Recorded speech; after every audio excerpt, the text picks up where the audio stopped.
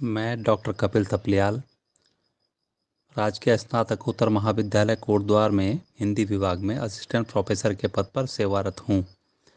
आज मैं श्रीदेव सुमन उत्तराखंड विश्वविद्यालय में एमए द्वितीय सेमेस्टर में पाश्चात्य काव्यशास्त्र प्रश्न पत्र की चतुर्थ इकाई में आने वाले मनोविश्लेषणवाद विषय पर अपने विचार प्रस्तुत करूँगा।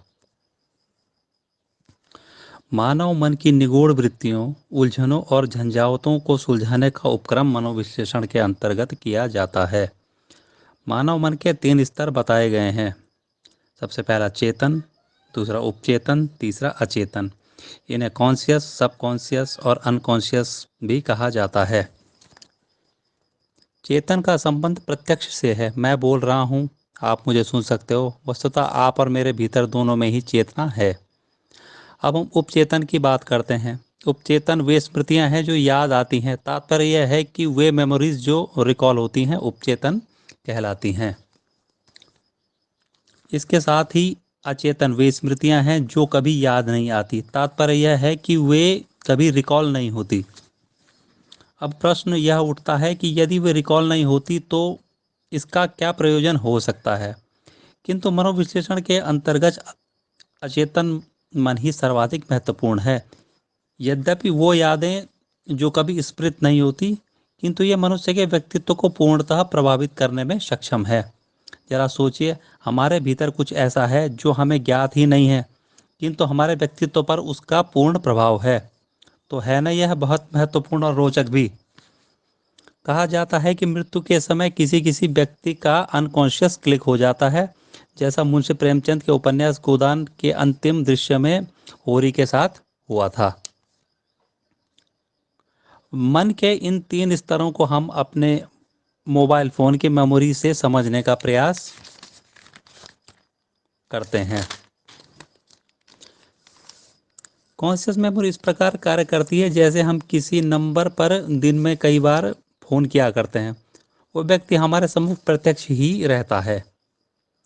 सबकॉन्शियस मेमोरी इस प्रकार काम करती है जैसे हम याद आने पर किसी व्यक्ति को कॉल करते हैं।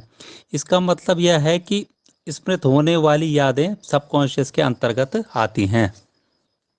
अब सबसे महत्वपूर्ण अनकॉन्शियस मेमोरी इस प्रकार कार्य करती है जैसे मान लो हम कभी सफ़र में कोई व्यक्ति हमें मिला, हमने उसका फ़ोन नंबर अपने मोबाइल पर सेव कर दिया और उस व्यक्ति ने भी हमारा नंबर ले लिया, किंतु वर्षों बीतने पर भी न तो हमने उस व्यक्ति को कॉल की और न ही उस व्यक्ति ने हमें कॉल की। हम तो यह भी भूल जाते हैं कि कोई व्यक्ति हमें सफ़र में मिला था, उसका नंबर हमने लिया था जो हमारे फ़ोन में अब भी शेष है। यहाँ पर यह बात महत्वपूर्ण है कि भले ही हमें यह याद नहीं कि उस व्यक्ति का नंबर हमारे फ़ोन पर सेव है, किंतु वह नंबर हमारे फ़ोन की मेमोरी में सेव अवश्य है। वस्तुतः इसी मेमोरी की तरह मानव की स्मृति में अनेक बातें इस प्रकार उपस्थित रहती हैं। भले ही वे याद हमें ताउम्र रिकॉल न हो, किंतु ये मेमोरीज मानव व्यवहार को पूरी तरह प्रभावित करती हैं। यद्यपि मानव मन बहुत सी बातों को नहीं समझता कि अमुक बात पर मैं रिएक्ट करता हूँ या क्यों ओवर रिएक्ट करता हूँ, किंतु यह इस बात का द्योतक है कि कुछ मेमोरीज ऐसी हैं या अनकॉन्शियस माइंड में हमारी छुपी हुई कुछ बातें ऐसी हैं जो हमारे व्यक्तित्व को पूर्णतः प्रभावित करती हैं। मनोविश्लेषण में इसीलिए अचेतन मन को सर्वाधिक स्थान दिया गया है।